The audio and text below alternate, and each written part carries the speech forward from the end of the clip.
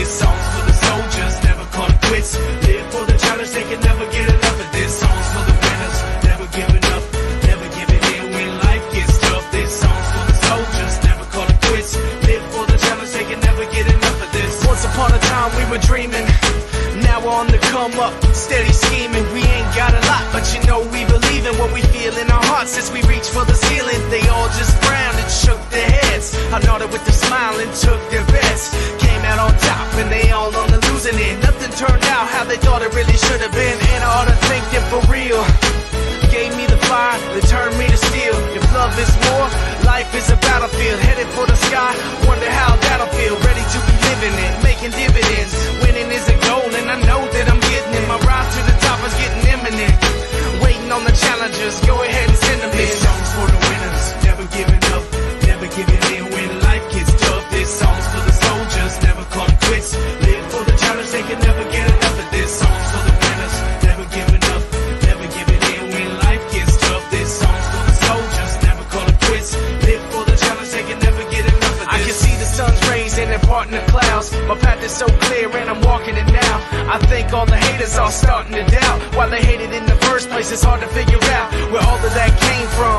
It's a shame, son, could've come along, but you're digging your grave. Someday we can set aside our differences, and you can chill in my villa, sipping on expensiveness, slacking with the bitterness.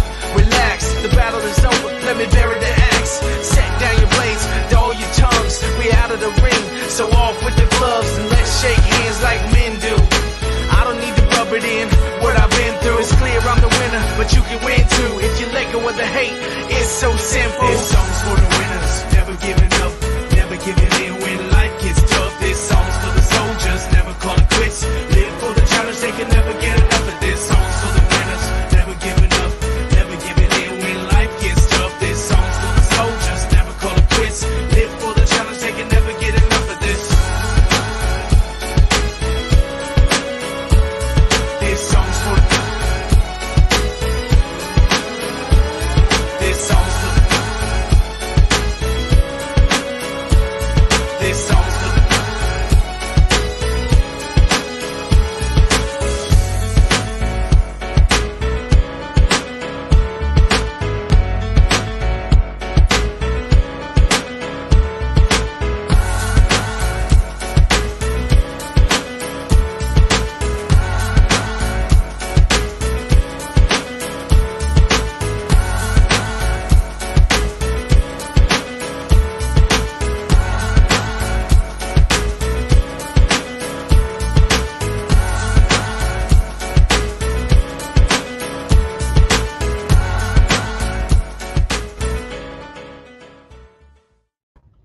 Hello. Yes, this is a different intro. That's okay. Good evening, everyone. Good evening. Good evening. It has been a week. It has been an interesting week. We aren't there yet. You have to remember we're not there yet. We'll get there. We will. We'll get there. Sorry, guys. Had to move All right. away. That's okay. Yeah. We're going to do some housekeeping first. So we're making some changes. Yes. We're making some lifestyle changes. We're making some other changes. Part of those changes is Mountain Bears will be at 9 p.m. on Fridays. The other change is Psyche That Plans is moving to the 5 p.m. slot. That way you guys have time to really work on yours. I think you'll get more benefit out of it. And I think it'll work better for everything as we're reflecting back. And, you know, it's the last month of the last week of the month, so of course I'm working on my HVIME reflex, you know, reflecting in the month and how things have gone and everything else. And we seem to keep being late or having to move, schedule, dance, something.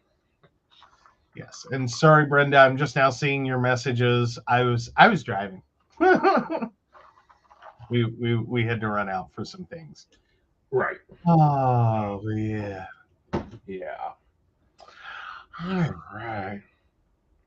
But very cute messages. Thank you. Yeah. Just send out warnings and we'll be fine. Yes, you will get warnings. You will get notifications. You will get more notifications. because I'm going to step up my social game. That's what we're working on next month. I don't know. Let's go with this In Touch article that's kind of like vague but interesting. Oh, okay. Do I have it? You do in private chat. Oh, okay. Sorry. It just appeared. It took a minute.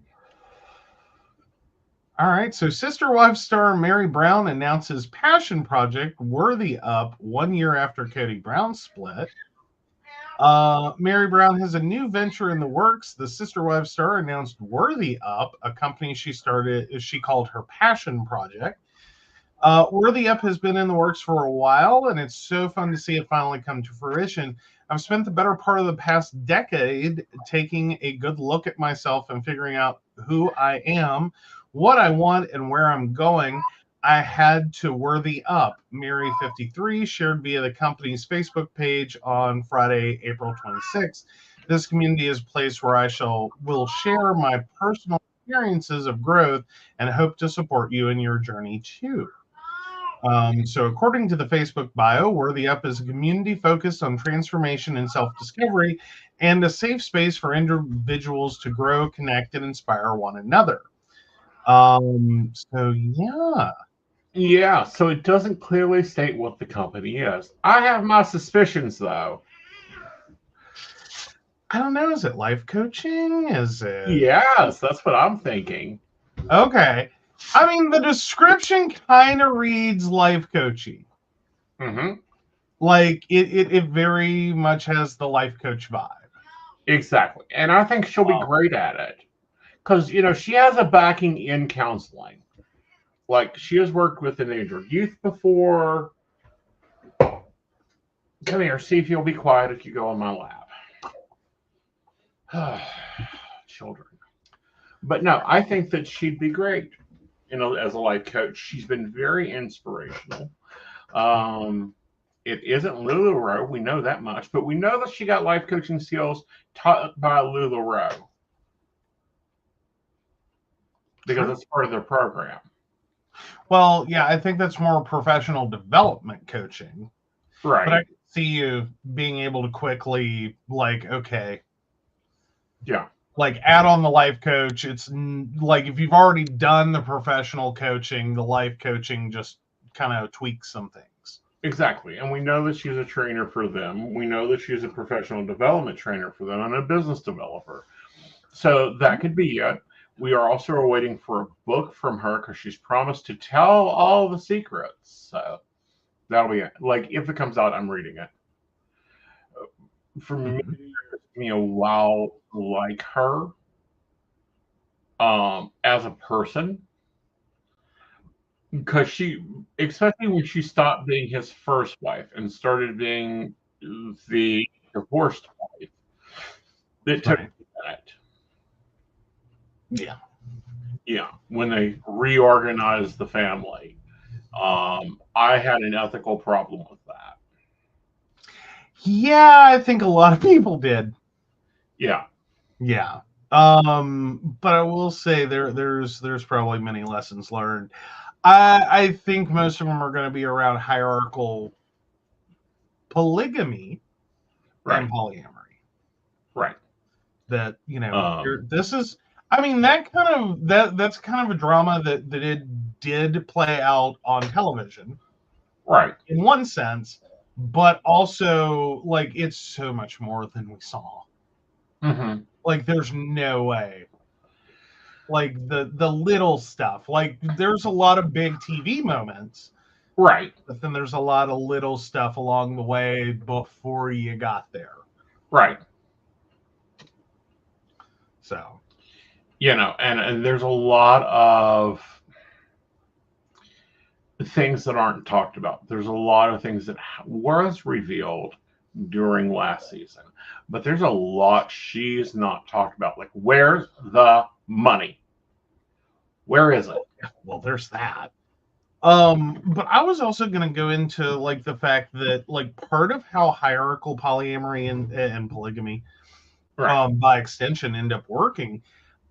which is kind of on brand for where she's at, is that there had to be a long period in which she had to keep devaluing herself Right. to get where it went. And Mhm. then there's the whole build back up of like, I deserve better. Right. I don't have to live like this. I'm choosing this at this point. Right. To kind of dig out. Right. So yeah, I think that's going to be very, very awesome. Mhm. I think that's definitely probably a very untapped space right now. It is. There's a lot of untapped spaces. I think there's a lot of spaces out there that really need filling in. And, it's kind of like me and my business coaching. I've ran a business for years. But it's a specific style of business. It's online. Me and brick and mortar, I can get through brick and mortar any day. But, the way I run businesses are different. And that helps me in life coaching for business owners and for other people. But, Well, there's. and in general, you don't get sucked into some of the traditional brick and mortar. Like, Right. is this really how you still like? Because I know a lot of people still have problems with like you go to the Small Business Administration, you go to your Chamber of Commerce, Mhm. they start telling you to do stuff that like it's not invalid. Right. But if you want to start talking about bang for your buck, Right. yeah, that made a lot of sense 20 years ago. Right. When they started their business, Right. or 30 years ago or 40 years ago. But it's so shifted. Right. Like it is no. No. No. Yeah. Like We some of don't this is play just a lot this. of burnt money. And some of this is just stupid. Like I see so much. Like when someone shops small business, they shop small business for the experience. Especially when they can go to, I don't know, Five Below and get most of your merchandise. Well, I mean, but then again, you really have to stop and go, is that true? Right. Because like Five Below doesn't care if they're actually selling you amethyst or if they're selling you, Right. the epoxy amethyst. Right. Like Yeah. they don't care. And in some instances, if you don't know what you're looking at, Mm-hmm. Exactly. it's Or really pretty.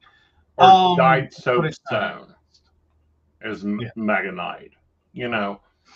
But small business owners do a lot of wasteful stuff, and then they do they think they need to spend money, and I'm like, no. Flip open your TikTok and start talking. Flip open your Instagram and start talking. Start talking to your customers. Start educating your customers. Start explaining the experience you want your customers to have. And they're still stuck at, I'll take out a radio ad. Why? No.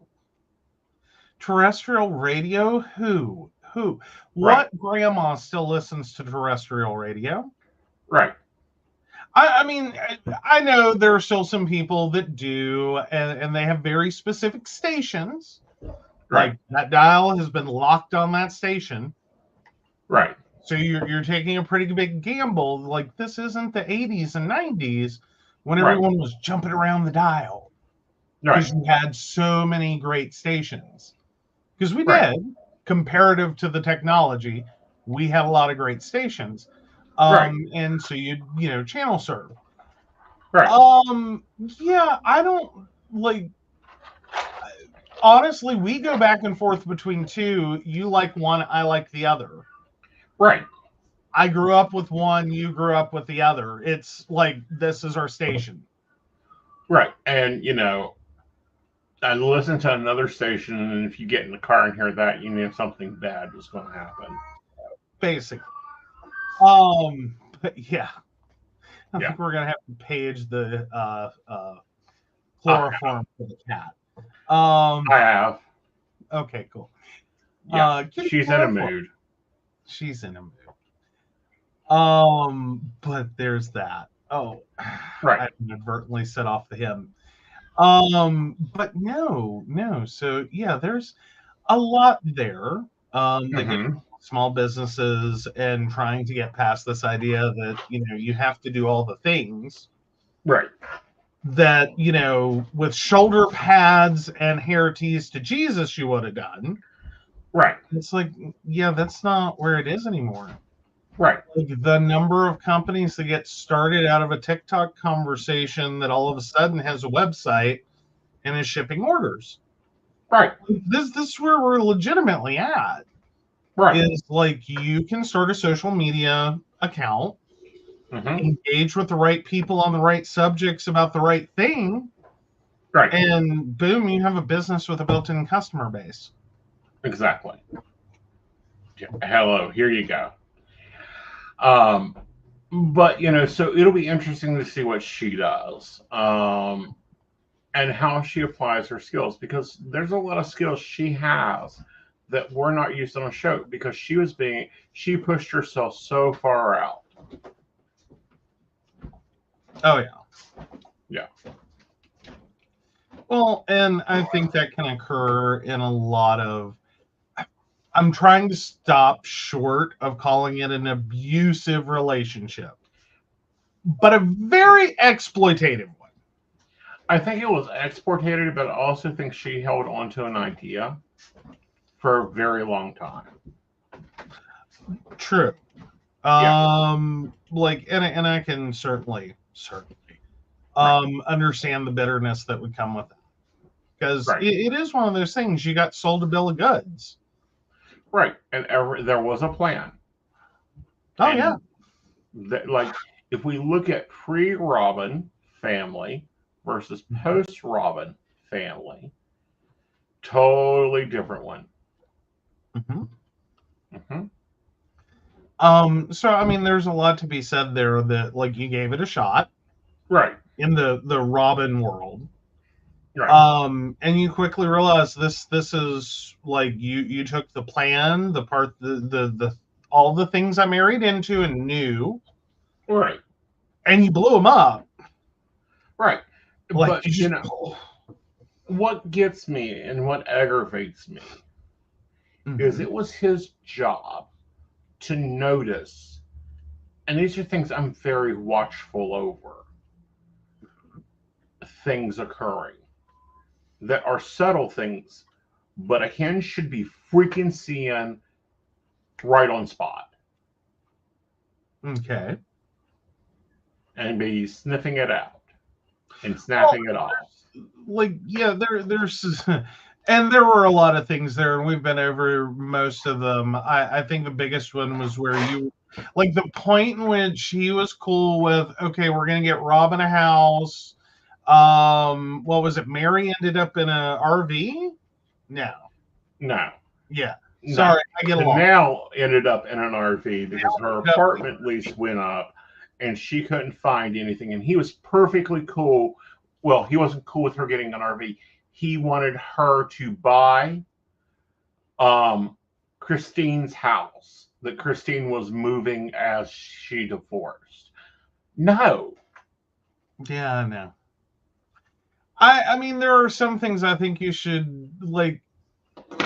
Does it on paper make sense? Sure. Yeah. Does it really though? Like,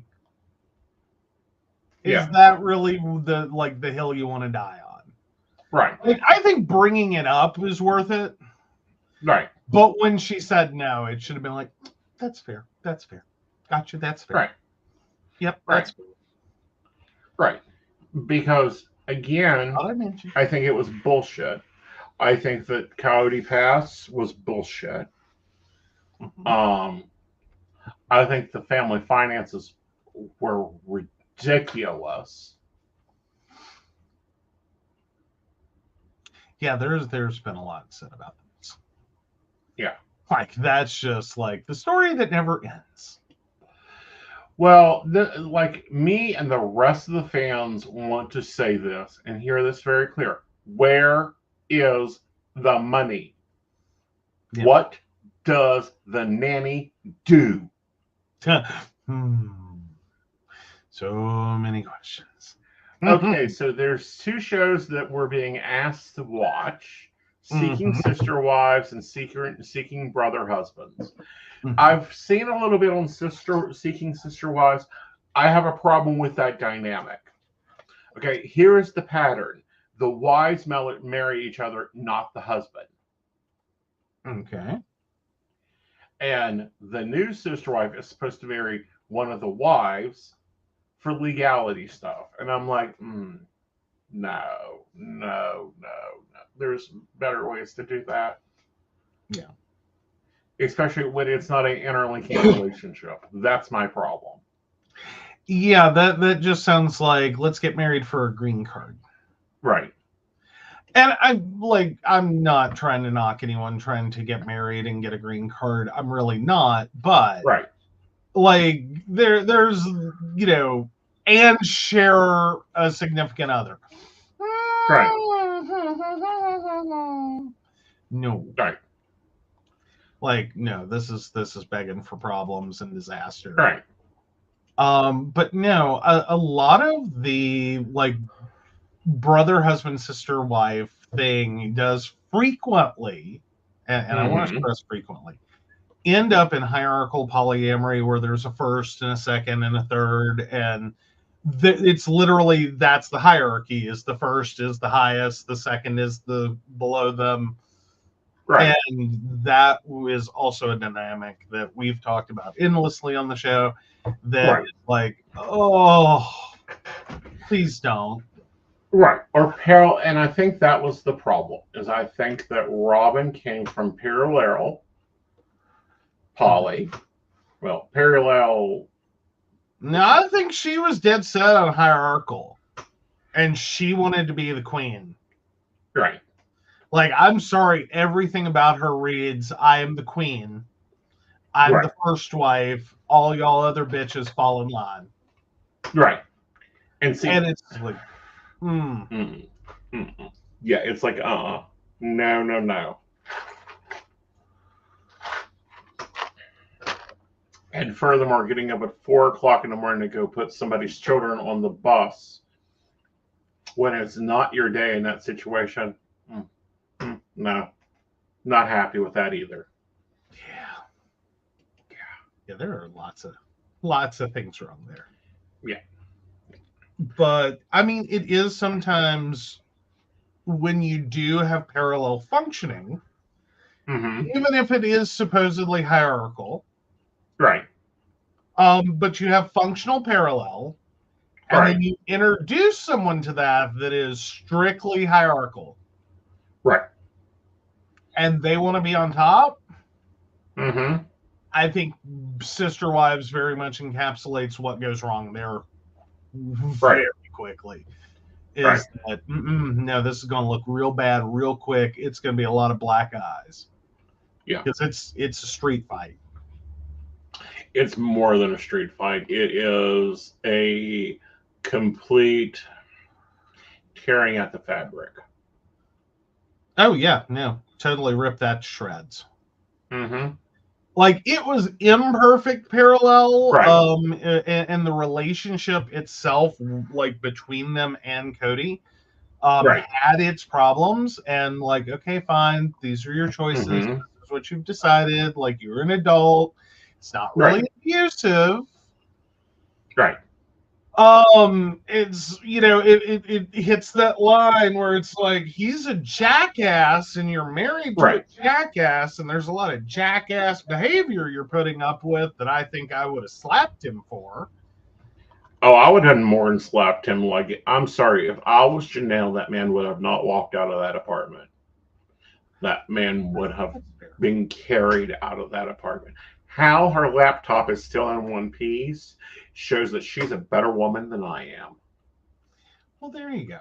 I just mean that, and then you introduce Robin. Yeah. And none of that could coexist. Right. Like, and I don't know how you dated Robin without getting that. That, like, if you make this choice, Mm-hmm. You're throwing everyone off the cliff. Right. Like, because there's no way they're going to hop in line for this one. Right. Mm-mm-mm. All right. So moving on to the one still have a bounty out for his gay card. Oh, Queens of New George York, Santos. let me hear you. Oh, George Santos. So he's already suing Jimmy Kimmel. Because Jimmy Kimmel Live, the night show, Right. they have already used his Cameo account to get him to produce a bunch of like prank messages. Mhm. So Santos is already mad. I'm like, dude, you brought it upon yourself. Right. Sincerely. This man just learned what NAMBLA stands for. It is not a person named Nambla. NAMBLA is the National Man-Boy Love Association. And he was tricked into creating a cameo in which he said, and I quote, "Hi, Nambla. I just wanted to stop by to offer you my full support, and I'm here for you if you need anything," Santos said in a cameo video. It gets worse. It gets worse. I want to congratulate you on your success and on your anniversary this past December. I just wanted you to know that you're doing a great job and you're doing great things, and the world is a better place because of you. To the National Man Boy Love Association. The man had never heard the acronym. How? How? The sad part is you watch it and you can literally tell he thinks he's talking to a person and about a person. And apparently even the order message made it sound like a person, a woman. And there's no context. Yeah, like in the order, because I've seen on Twitter the order popped up. That someone shared, and it really does. Like, he got goaded into this. Right. But at the same time, it's how knowing people are already pranking you on this platform. Right. Did you not know? Like you like, I'm going with the theory you've had ample opportunity. Right. To figure out and know that you are being pranked. And this one is one where you decide if you want to answer these messages. He can turn down a job. It's not a problem. Right. Just, nope, not taking that one. Thank you very much. Have a great day. Is it just that kind of desperation for money, or is it literally like, I'm just trying to figure out, you already know that everyone has lined up for $500 to prank George Santos. Right. You know this. I don't expect you to know everything in the world. I'm sure there are many organizations no one knows about. But even still, kind of Nambla is a big one. Wouldn't you? I mean, go on Fiverr. You like platform and go on Fiverr. Get someone to create you a little quick cheat sheet. Yeah. Of like things you probably don't want to create cameos on. Like things that you probably don't want to like attach yourself to. Well, he's touted being part of the GLAAD New York Association. He's touted being part of Stonewall organization. These have both put out statements against this organization a number of times. Yeah. How? How are you that stupid? And furthermore, how the hell did you get elected? Yeah. So he has come back to say that he thought he was making a video for a person named Nambla. But apparently he has decided instead of just, I fucked up, I shouldn't have made that one, I didn't know, I'm innocent, what's Nambla? He didn't do that. He's decided to lash out with misogyny towards the person that pranked him. I'm not reading this. No. A sentence I think George Santos needs to get comfortable with.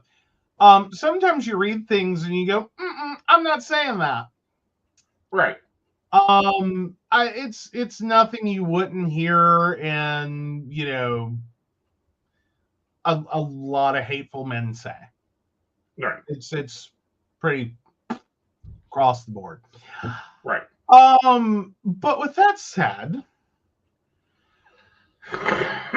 like, you've already been pranked. You already know this is happening. Right. Oh. So yeah, I give Jimmy Kimmel credit. I mean, the stuff he had Santos say was just funny. Right. You know what I mean? Like, it was like, I would think if you read it, you would have a good clue. Right. That, like, these are interesting names. Yeah. These are weird situations. Mm-hmm. But okay, fine, laugh along, like, I'm getting pranked, but, I'm getting pranked for $500. Mm-hmm. Like, I would go ahead and read them and just be like, fine, I know this is going to end up somewhere. Right. And be like, but I got $500. Mm-hmm. So, I mean, and it was nothing truly harmful. Other than the, not being aware that he was going to be part of a segment and just Yeah. Right. But again, this one is so out there. It's like, drag your brain back to reality. Mm-hmm. All right. So let's move on before my blood pressure goes up. Yes. Although I feel like now we should take this as a quick educational moment. If you're not previously aware, NAMBLA was founded in December of 1978 and advocated for the abolition of age of consent laws in order to legalize child sex abuse. The group attempted to march in several Pride celebrations in the 1980s, but was frequently banned and protested by LGBTQ plus people.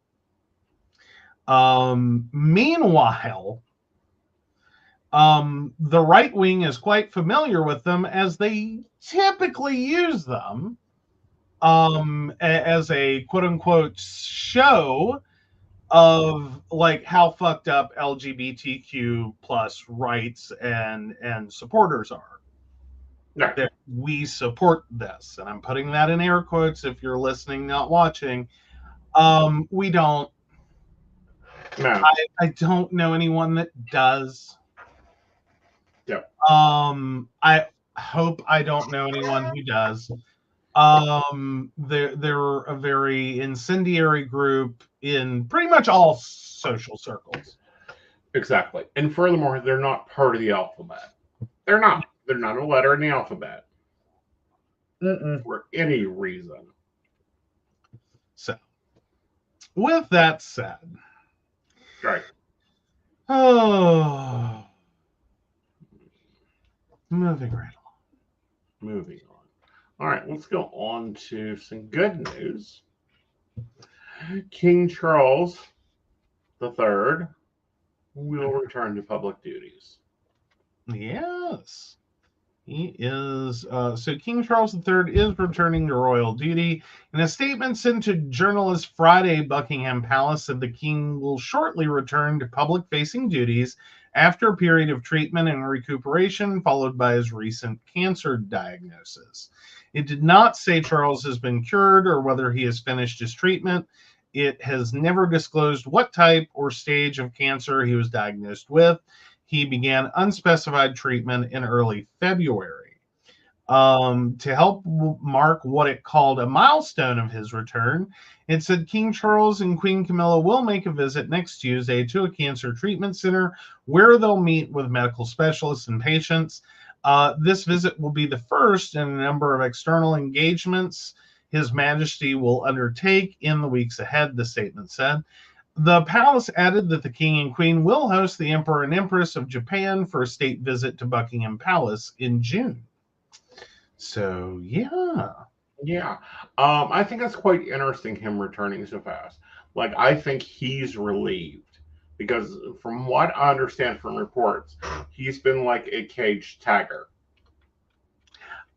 It can be. I can definitely understand how it can be very difficult. Yeah. Well, because depending upon what your treatment regimen is, and pretty standardly, you end up with a very high susceptibility to anything coming or going. Which is one thing if you're dealing just with friends and family in your little small local community. Right. And it puts enough stress on people just going to the grocery store, trying to attend a religious service, go to, see a movie, do any normal daily life function. When you're the King of England. Right. Yeah, I'm sure it very quickly because I would think on a servant level, you're basically interacting with a small community. Right. Like, or decently sized community on a daily basis in general. Right. And that's before your official duties. Right. Like, that's just being in your home. Again, I'm using air quotes because I like trying to describe a castle as a home. Right. Like, it's a home. It is a place you live. It is your home. Most homes are not that square footage or require that many people. Right. Because the staff is impressive. Right. So already he's kind of at a risk factor that would be akin to going out into public. To then add on his official duties and the flying and the travel and the hostings and the oh dear sweet Jesus. Yeah. Like that's a severely horrible position to have cancer in.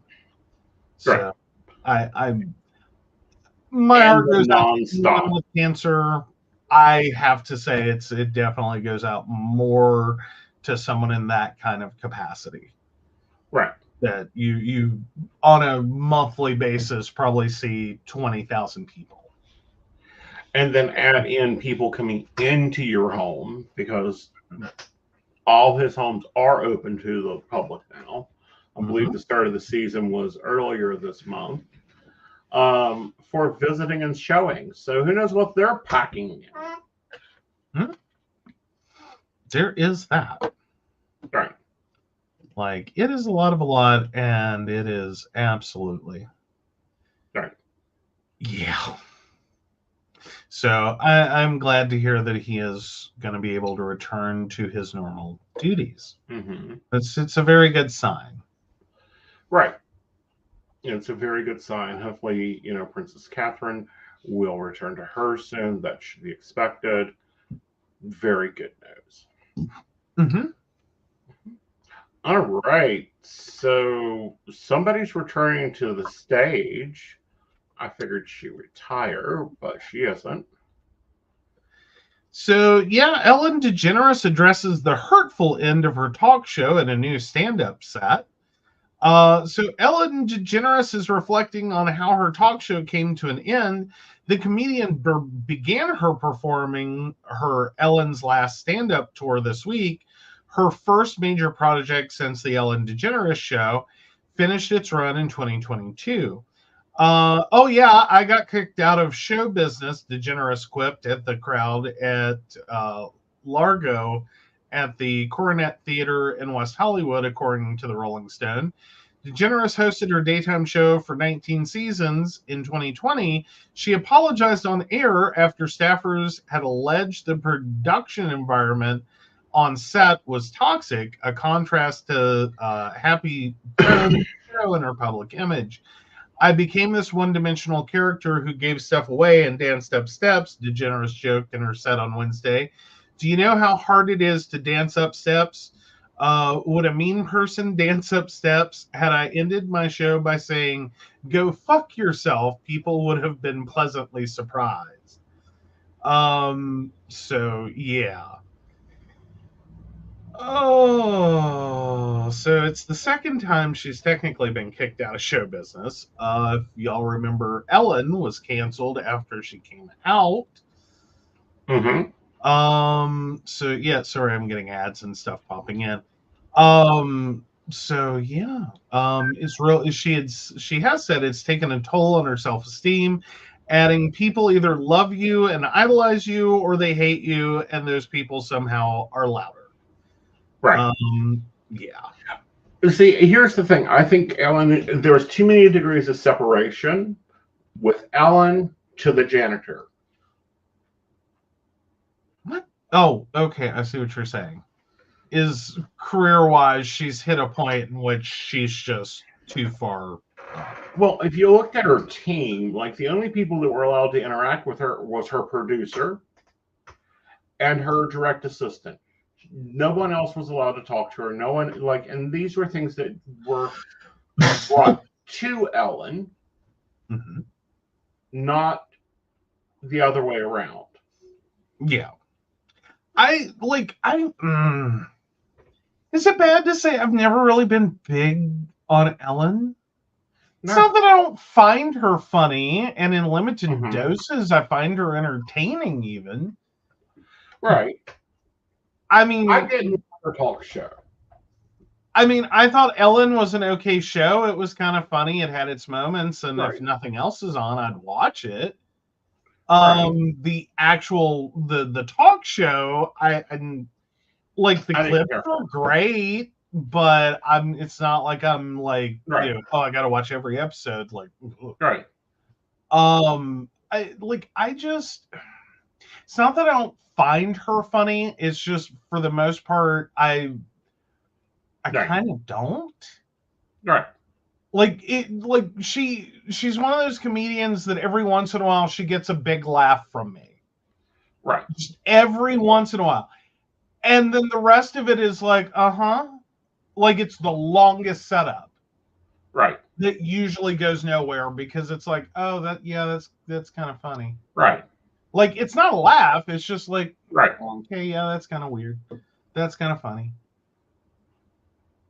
You're right.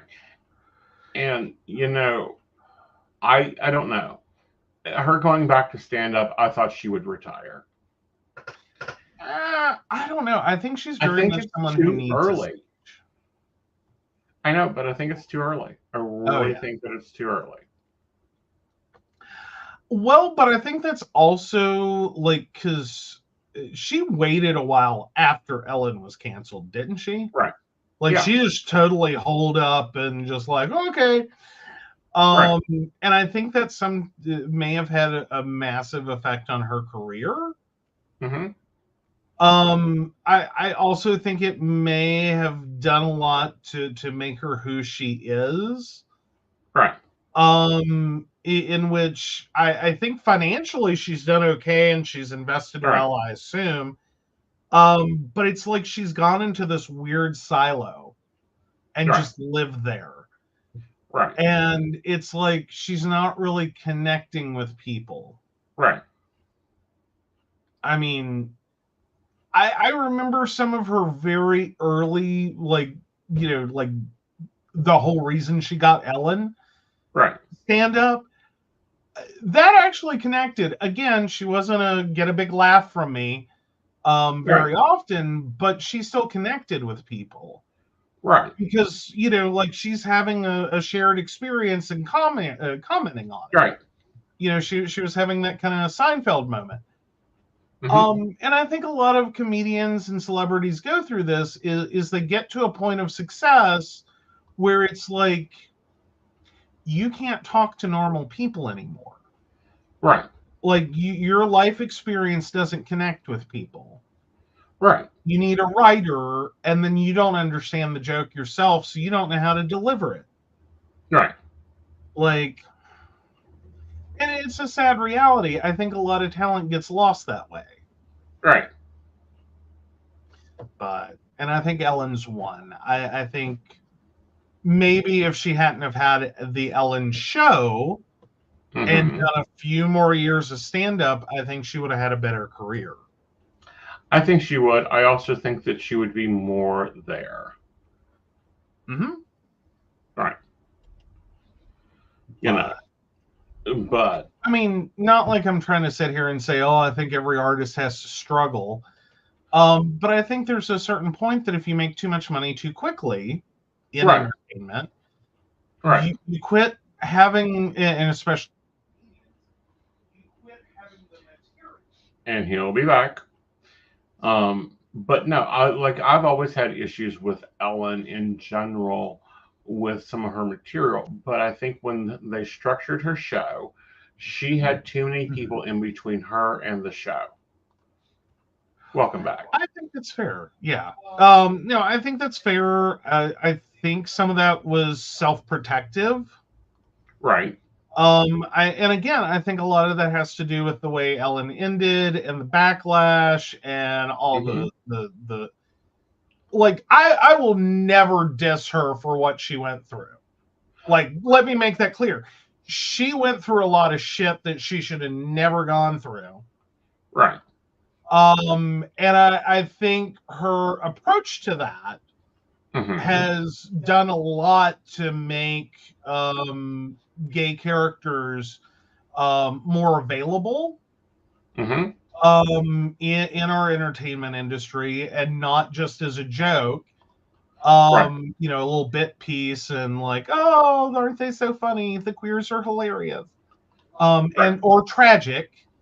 Like, that was the only two choices we had. We were a punchline or we were tragic. Right. Like, that's it. That was, we had all the range from A to B. Right. And that's everything everyone wanted to cast us as. I think she did get to develop the show Ellen far enough that, she at least showed that, you can be an out gay character on a major sitcom and not just be a punchline, even though she was a stand-up comedian. Right. But at the same time, when that all came out, when she had to go through all that after being canceled, I think she handled that with a lot of grace. Well, I think she did, but I think that the problem was when she built her padding. Like if we look at Oprah, she can still tell you who the doorman was on her sets, who was the stage man, and she knew these people by name. Ellen could not even name the janitor of her building. Right. Well, but again, I think that comes part and parcel with, like, if you look at Oprah, most of what she was getting was, you're a woman in a male-dominated field. So that was one strike against her. You're a black woman in a white male-dominated field. Right. Strike two. And then, strike three, you have a fluctuating weight issue. Right. So you're not considered conventionally sexually attractive. Right. So that's what that was like the Oprah bubble of problem. Right. And so that's one thing. And I think it was easier to tell if you have someone who's misogynistic, racist, and or body shaming on your staff, and just go, we're done with that. Right. I think what Ellen went through was that, and a lot of queer people go through, is this: you don't even know who the enemy is. Right. Like most people in general, especially when you write their paycheck, will sit here and go along and just take your money and Right. be like, smile, nod, and talk behind your back. So you don't know who the problem is. Right. And so I think it leads to a paranoia of like, who's going to talk about me for this? And who's talking about me for that? And where did they get this from? And who said that? And who overheard that? And right. And then you go employing some very mean, rude people, maybe 2 levels down, and your name gets attached to it. Yeah. Like, it's... Yeah. I won't say she hasn't had a struggle. She has definitely had a struggle, and I think she's gotten a very short end of the stick. Not always my favorite celebrity. Right. Like... Yeah, but they don't all have to be your favorite. No. Like, and that's not the point. The point being is she's a lesson. If you get big, make sure you know everything going on within your big. Well, it becomes a very important part of it. Right. And I think the lesson in the Ellen story is sad and tragic. Right. Is that you can go through so much in your career that you feel the need, the fear to insulate yourself so far down that like no one's getting near you. You just don't connect. Right. And that's sad. It's like she came out of one closet and got shoved into a bubble. Right. And then the other part there is, and agree, disagree with me with this not, why she did not fire the dude that was making the interns send body pics to him is beyond me. Yeah. Yeah. This isn't, this is work. This is not your Tinder profile. Like there's been a lot. Yeah. A lot. All right. So let's go into Are You an Asshole? Okay. Well, I'm sorry, I don't have one. That's okay. Give the mouse the power, and it will do the magic.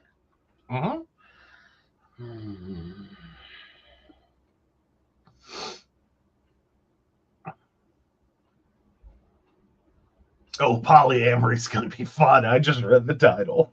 Yeah. Oh.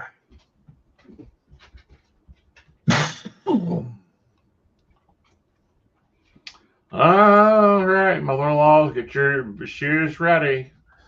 Alrighty. Am I going to be the asshole? Like you just picked one that's going to make me the asshole, didn't you? I don't know. I just let the mouse choose it. All right. Am I the asshole for telling my mother-in-law to please keep her criticisms to herself and eventually for kicking her out of lunch? I, 32 female, am a mom to a beautiful little girl, female 6. She has been telling me all about a new cafe that her friend went to, which serves princess cakes. She says it's very fancy and people only go for special occasions when they can dress up. I had to look online and they specialize in high teas. It looked lovely and I knew it would make my daughter happy, so I booked a table. Unfortunately for me, this place is brand new and very popular. So I, while initially wanted to book for Mother's Day in a couple of weeks, could only arrange a table for today. I thought we could still do it as an early Mother's Day celebration, so I also invited my mom, female 60, and my mother in law, female 64.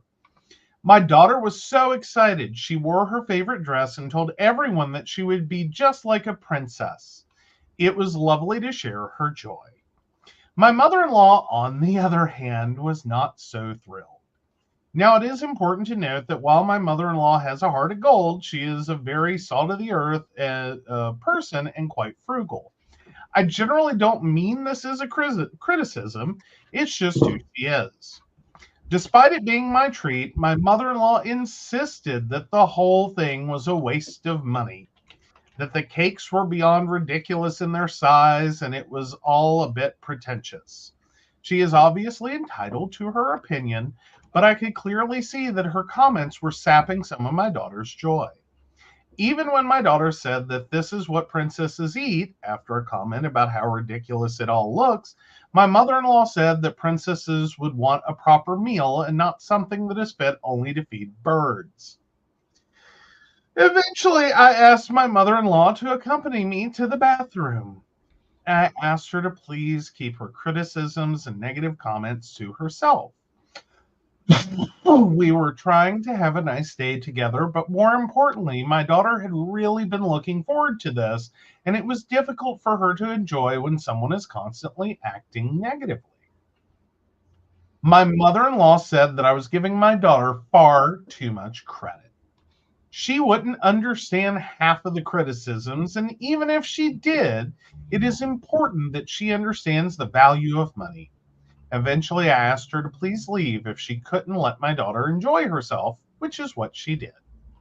Now, my mother in law is telling the family that I cut her out of the Mother's Day celebration because she was too frugal and wouldn't pander to a child. I know she is being ridiculous, but my husband is saying I could have just kept the peace for a couple of hours, but I instead chose to act drastically. He said the family being together is more important than whether someone feels a restaurant is overpriced. Did I act drastically? Was I the asshole? Edit. Thank you, everyone, for your comments. I went away for a few hours and this blew up. I'm trying to read through everything, but I appreciate you all taking your time to share your opinions. Nope, not the asshole. Not the asshole. Look, I don't get me wrong. There's a lot of things, and I probably side the most with the mother-in-law. There are a lot of things that I find overpriced, pretentious, stupid. Why would you spend that kind of money? Right. I don't think you do it every day. No. You know what I mean? And if you were in private to ask me what I thought of, some restaurant that I think is overpriced, pretentious, and stupid, Right. I would probably say I think it's overpriced, pretentious, and stupid. And probably the food's not all that great, and it's just, it's more hassle than it's worth. Mm-hmm. Sometimes it's nice to have nice things, even if they are pretentious and overpriced and ridiculous and stupid. Mm-hmm. I think more to the point on this is that your granddaughter was trying to, and was, but for you, for the mother-in-law, having a great time. Yeah. And was living her fairy tale best self. Right. And having a wonderful experience. There's value in that. This was an opportunity for 3 generations of women, 2 grandmothers, a mother and a granddaughter, slash daughter and slash daughter-in-law, to all sit down for a very nice high tea. Right. And I'm sure it could have been a very cherished memory. Mm-hmm. you know, like this is the kind of thing that I know you think she's only 6 and children are stupid or something. They're not. Like she's old enough to form memory. Right. And this would have been a beautiful memory that Exactly. like she would be talking about as she's like 50. Right. I remember going to high tea at this lovely little place when I was 6, and it was just so beautiful. And I was so silly. I thought this is how princesses, you know, and it would be a whole story, and this would live her Exactly. lifetime. Let her have nice things. Not every day, not every meal, not every 5 seconds, like, Mm-hmm. but as a one-off.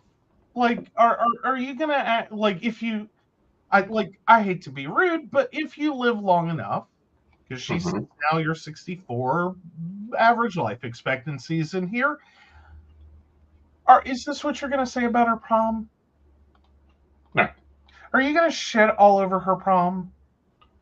And the $400 to do her hair, and the $100 to do her makeup, and the $600 dress she's gonna wear, Right. and is this what you're gonna do to her? Well, you know, this brings me back to a daft story over a class ring. Mm-hmm. And how she was not having it. And this, now may I point out, again, my grandmother would have totally identified with the mother-in-law. That, like, my grandma was cheap. Mm-hmm. Like that woman could squeeze 2 nickels and pull a quarter. Mm-hmm. Okay, like she was cheap. Like there's no nice way to put it. She was cheap. Mm-hmm. But even she got this is not every day, not in every moment. You don't waste money. Like she lived that. She embodied that. That was you got to be saving most common words to fly out of that woman's mouth. Mm-hmm. But even she would have kept her criticisms to herself, Mm-hmm.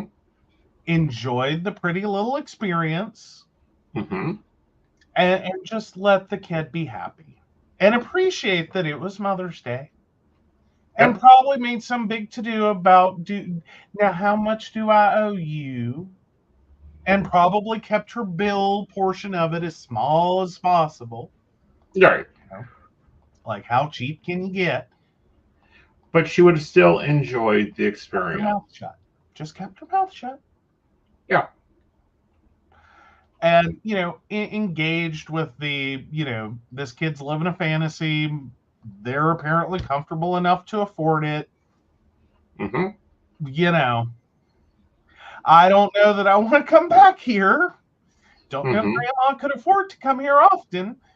I could see my grandmother making a couple of those statements, but not Right. necessarily sitting here and just like, ugh, which is Right. sort of where this mother-in-law sounds like she lived at. So Right. now back to the your favorite my grandmother story. That isn't my favorite. What? That is not my favorite my grandmother story. But the applicable one? Yes. Okay. So my high school class ring about started a war. I was very upfront. I didn't want a traditional class ring. I looked through the thing that Jostens sent, and there was a particular class ring I liked. It was expensive. It was about $300 and some back then. Your base class ring was like 75. And so, I like my dad and I talked about this, and he was very adamantly opposed. I was not getting the $300 ring. Okay, well then I don't want the base one, so I guess I'm not getting a class ring. And I was done. I was fine. If I'm, and I think this can sometimes drive Aeson crazy. I have these moments where it's like, well, and it's not meant to be manipulative or anything. It's just point blank. I don't want to waste the money on something I don't want just to have something. If I want a thing, I either get it or I don't. All right. End of the day, I don't want to go, there's no point in buying me the $75 class ring I don't want, that I'm not gonna wear. If I can't get the one I want, then I just won't get one. All right. So I was done. I was not mad. I did not have a problem. I did not have an issue. Right. A month later, we get to the last day to order. And as I'm headed out the door, my dad, who has known nothing, not a single thing about my education for the previous 12 years, knew nothing. Not one field trip, not one start day, not one end day, not one nothing about my education. Goes, this is the last day to order the class ring, isn't it? And I went, yeah. He goes, okay, well, go ahead and get a ring, and hands me a blank check. Just tell me how much the total is, and I'll put it in the checkbook. Okay, I'm rushing out the door. This was not a complex conversation. We didn't have time for a complex conversation. What he meant was basically, you're getting the $75 class ring, and that's all I want to hear about. What I heard was, get the ring that you want, just tell me how much you spent. These were two very different conversations. So I went to school with a little blank check, and I picked up the exact ring that I told him I wanted. I dutifully called him on my little cell phone, my little Motorola StarTAC, and did what he asked.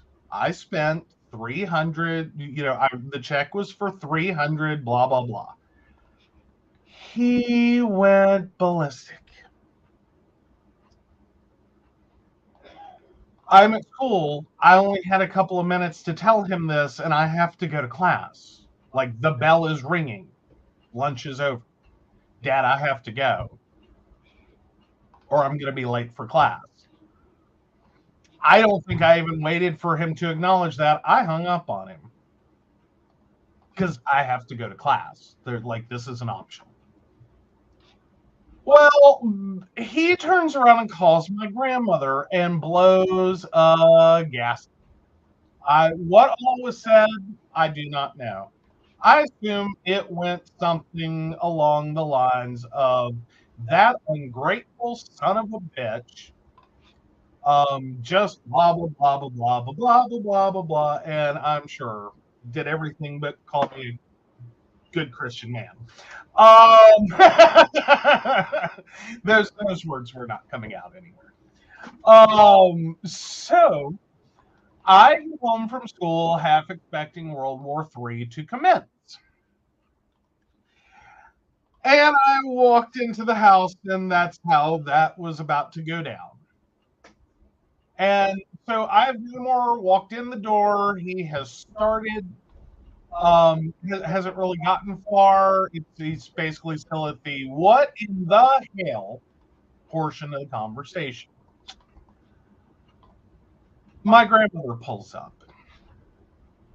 She walks into the house. And it turns out, I didn't know at the time, she owned the place, because my grandmother still owned the place. Right. Ripped open the front door, walked in, hands my father the exact amount for the ring, and says, I don't want to hear another word about it. He got you exactly what he told you he was going to get, because my grandmother talked to me about this too. Mm-hmm. And again, she already knew the situation that, Dad kind of wants me to just get the cheap ring I don't want it. I don't think I'll wear it, or whatever. I don't want it. So like, I'm just not gonna get one. And she knew I was fine. Right. Like, I was not playing for the big ring. I was not trying to be an ass. I just, Right. either I get this one or I don't get one, and I'm okay either way. Mhm. Handed him the money, said, I want to never hear another word about that class ring.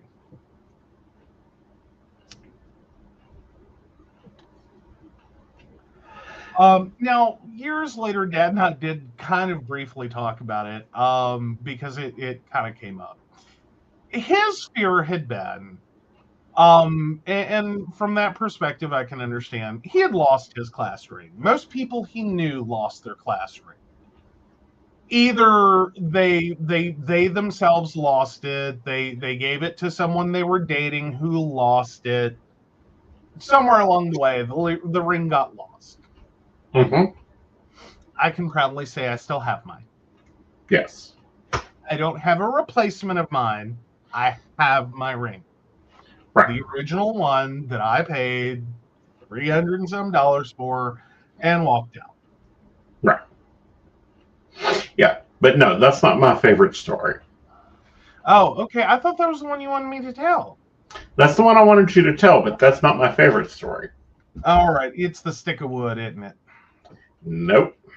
Okay. That's your great grandmother. Well, that is. Okay. But anyway. My favorite story is Grandma Grandma decides she is no longer driving your grandfather anywhere in his car. Yeah. She's a fun woman. We'll save that one for another time. I think we've told it before, but we'll save that one for another time. Yes. Like, my grandmother was a trip. She was fun. Yes. Oh, Brenda's calling for it though. Mm-hmm. Go for it. God. Okay, fine. Real quickly. It's not a super long story. So my grandparents, but to understand, my grandfather was a mine electrician. It means he was on call constantly. That man never got a break, a rest, a weekend, a vacation, a good night's sleep, you name it. He never got it. This company called him at all hours to go wherever for however long, and good luck. He finally put in for a vacation, but it was at the end of a work week. Mm-hmm. He didn't want to get up the next morning to go to the lake. He wanted to go ahead and, in his words, is I'll sleep on the way up. You just drive, and I'll be rested enough that we can go do stuff when we get there. Okay. So my grandmother is driving the car. They are still in town, the town they live in. The whole way to the gas station on their way out of town, he has commented on everything. You're too close to the curb. You're too far over to this. You're practically over the center line. You're going too fast. You're going too slow. You need to stop. You've all ridden with someone like this. In the middle, and my hometown is fun. We have a courthouse with a giant one-way. It's a roundabout.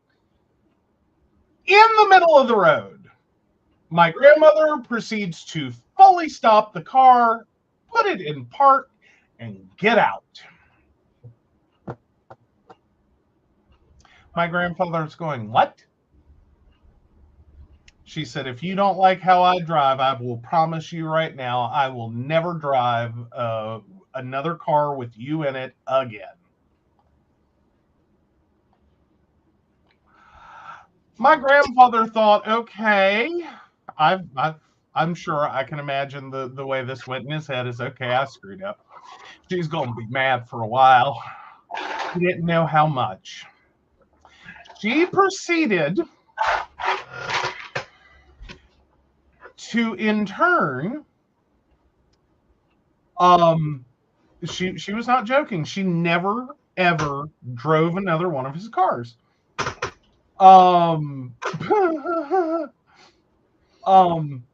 She flat refused. So she ended up getting a job, getting one of her friends to take her to work for, and was giving him gas money, of course. Saved up the money to buy her own car. My grandfather had just, I think the car was only a year or so old. So basically just bought her a new car.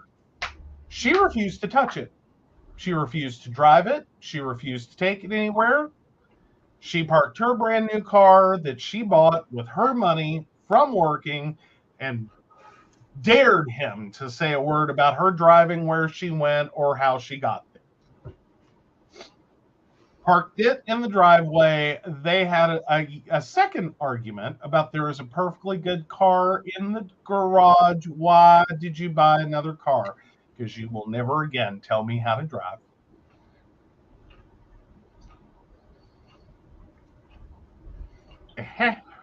All of her cars were her cars from then on. Mm-hmm. It's like, yep. Like, I'm just sitting there like, yep. I can see it. I can visualize it. I can see it. Mm-hmm. And for my grandfather, I give him credit for a man of his era. I'm sure this was a very loud, almost knockdown, drag out argument, but at the same time, he knew he was beat. Mm-hmm. There was no winning. Mm-hmm. Like, she had set herself on this track. There was no changing it. This is how it will be. Mm-hmm. All right. So he went and sold the car in the garage, and the only thing he ever asked was park the car in the garage, because he had a real thing about cars in the driveway. Mm-hmm. So he went and sold the car. Perfectly good car, nothing wrong with it. She won't touch it. Mm-hmm. And she literally, I think, bought every other car. I think he chose a few of them after that, she wasn't happy about one of them. Mm-hmm. Really wasn't happy with the one he was about to get her to buy. But I believe she bought all of pretty much every car she owned after that. Yep. Including one we don't know what she bought. Yeah, I'm not 100% sure on that. My father almost lost his life over that car. Right. My father apparently did not learn from his father's mistakes. Right. And decided that she had bought a car that was no good for her. And he forcibly returned it, unwound the deal, and bought a separate car for her that he then delivered to the house, parked in the garage, and she refused to touch it. Yep.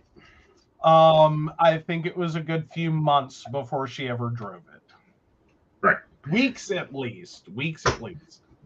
Right. And, my other favorite one you will get later on. Okay. It's shopping with grandma.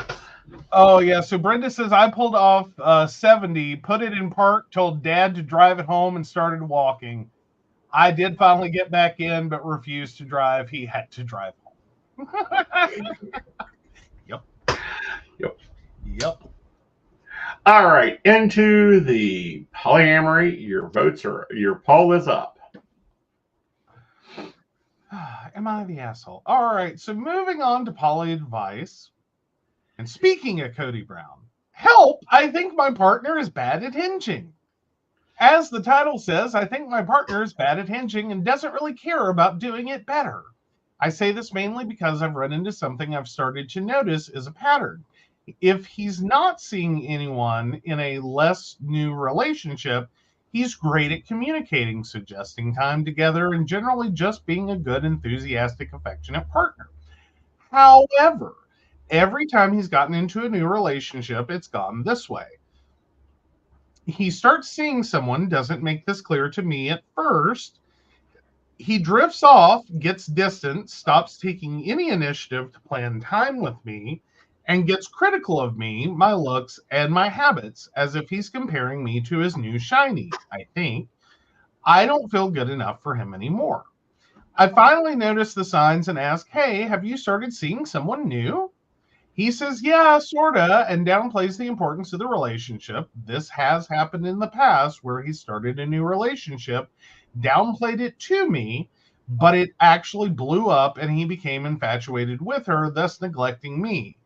Not that I don't want him to be infatuated, but when it goes so far as to forget to spend time with me, resenting me for the time we already scheduled together, it kind of sucks. He eventually acknowledges he's been unfair and unkind to me and vows to be better, but it takes a few months or more for the NRE to subside and for him to reinvest in our relationship. I'm not going to lie, I hate when this happens. I've tried to give him what he needs to feel comfortable to communicate with me about these things. He says he doesn't do it because of baggage, and I've tried to communicate to him the things that I would like to happen. I've also taken into account his need for autonomy and space. We don't live together and aren't intertwined. I'm drifting farther away from him the more this happens. I'm curious about your thoughts. Is this bad hinging or just bad partnering or neither? Am I not looking at this correctly? I'm giving this relationship until the end of May, beginning of June. If his actions don't match his words, then I will have to make a painful decision. And then goes on to say, I can update if you want.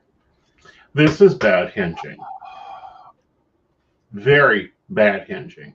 Yes, NRA is one thing. NRE, yes. NRE is one thing. Mhm. Understandable. But this is bad hinging. This is very borderlining cheating disorder. Borderlining it. Okay. It's borderlining what again? Sorry. Cheating disorder. Yeah. Well, but it doesn't seem like that, like, so to speak, cheating is exactly where it starts. Right. It starts with NRE, and then the NRE that he has ends up making it feel like Right. being with a partner that's cheating and is basically looking like, a foot and a half out the door. Right. But then turns around just as it gets enough to be like, this is about over. And realizes, okay, NRE wore off. Right. Y'all are both human. I've been unkind. I've been unfair. Right.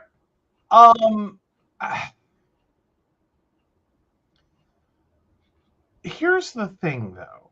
I think there's a certain amount of it that may be normal. Mm-hmm. And I think it really is part and parcel with the NRE. Right. Is that somewhere in that infatuation, and I think that's the infuriating part in this one, specifically for OP, right. is some of this is normal. Right. As in, when you first get with someone, everything they do is cute and adorable and blah, blah, blah, blah, blah, blah, blah, blah, blah. And everyone around you is nauseated. Because, even though a partner you've been with can do the same thing and you immediately go, ugh, what'd you do that for? Like, what's your problem? Ugh, can't believe you do that. New relationship, you're still like, oh, that's so adorable. That part's normal. Right. I think, though, this goes to the step beyond where it's like you become critical of their looks and habits and just nothing's good enough. Exactly. That's the too far. Right.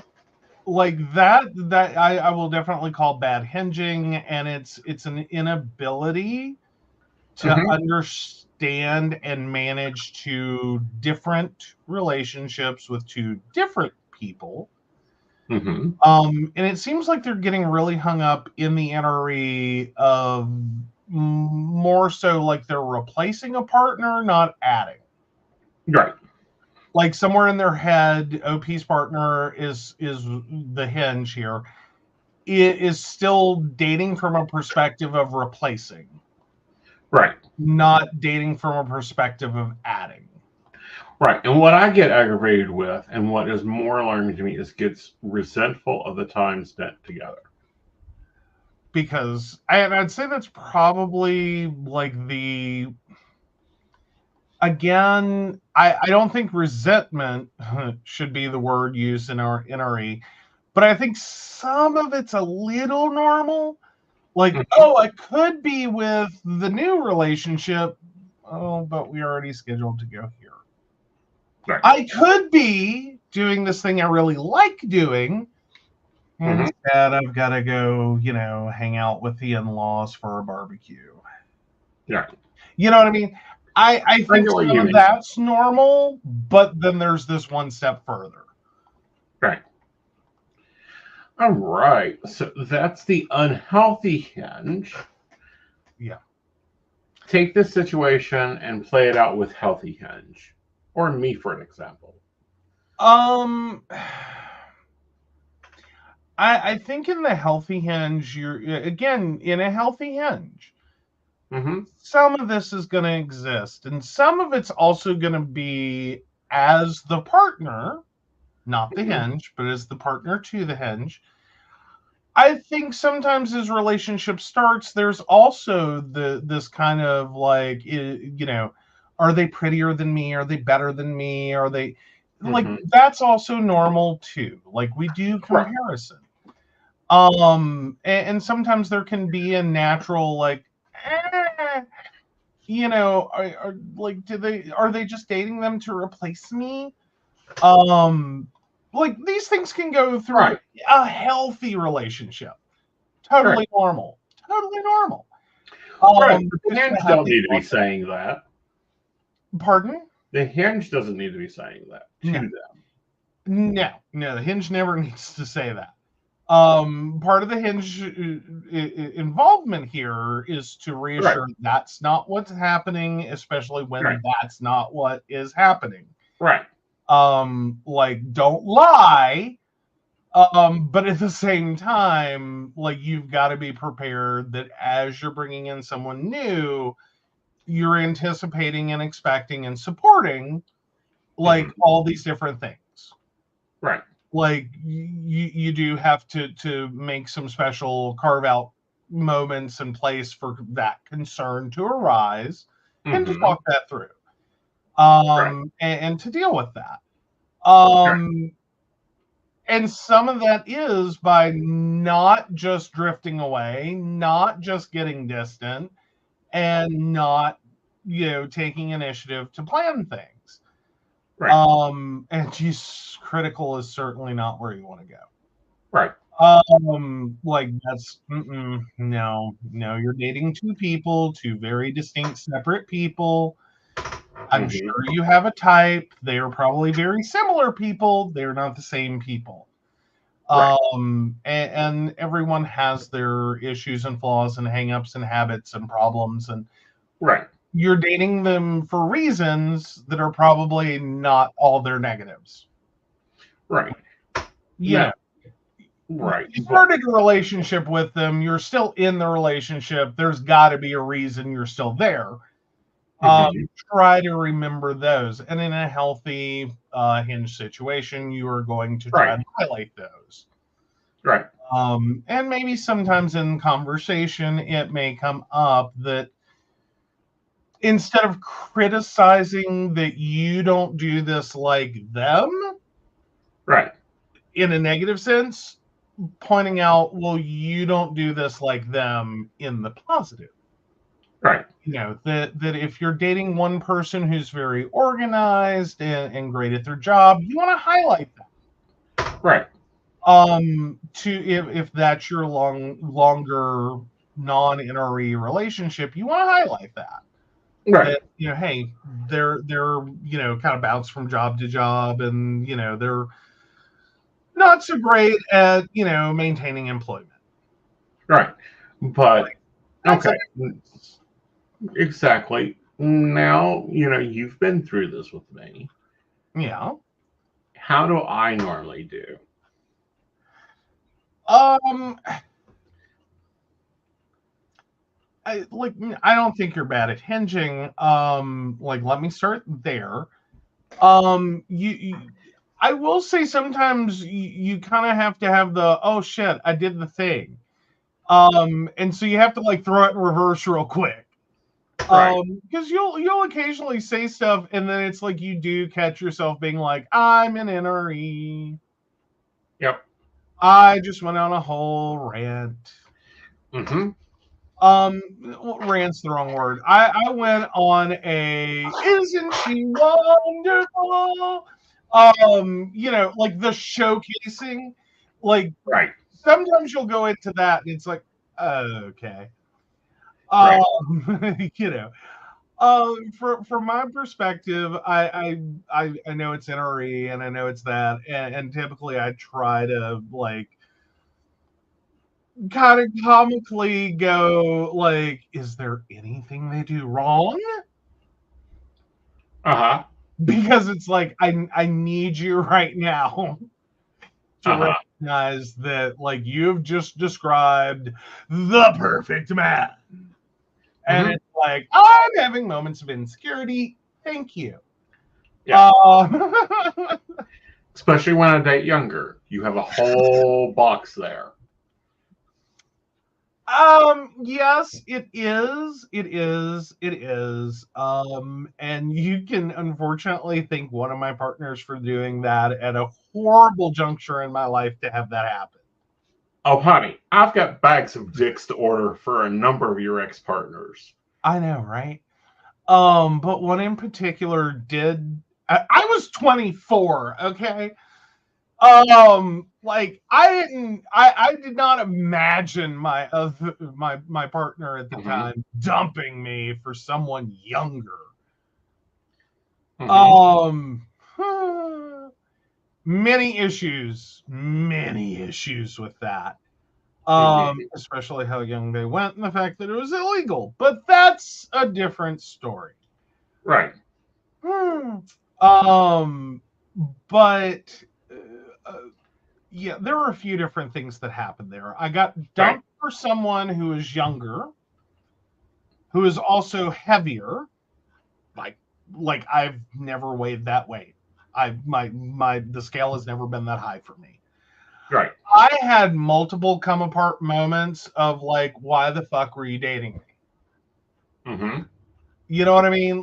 It was one of those night and day Mm-hmm. moments of being dumped for someone who was just so totally different.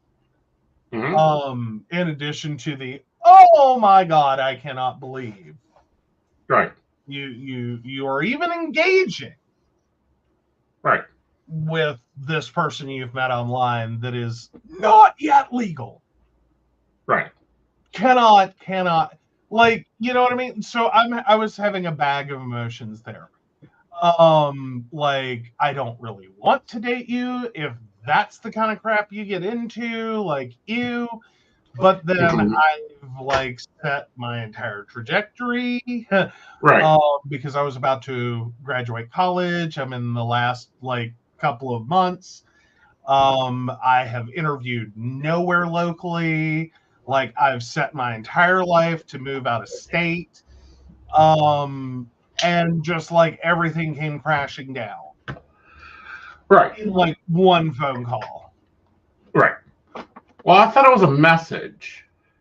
Oh, you better believe I picked up the phone and called his fucking ass for that shit. Oh, okay. I was going to say, I thought he'd done the unthinkable, didn't dump you by IMA.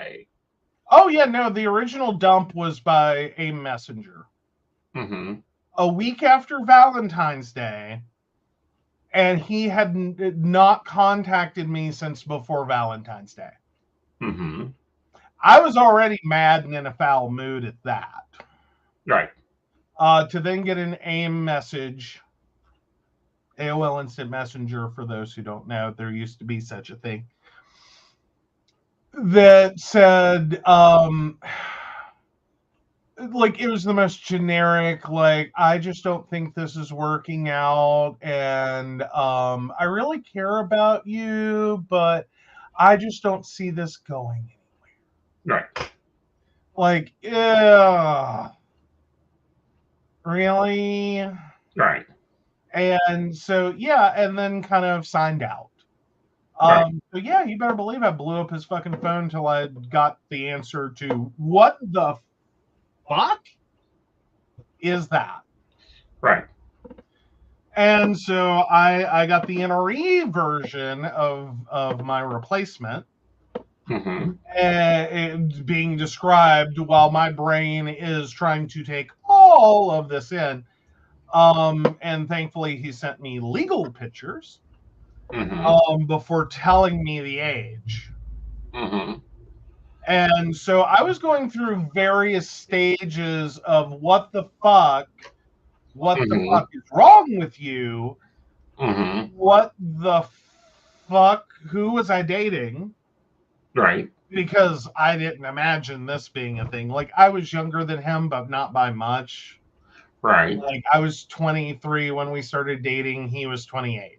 So there was a 5-year gap. Not expect there to be. Like, I didn't think, how much younger could you go?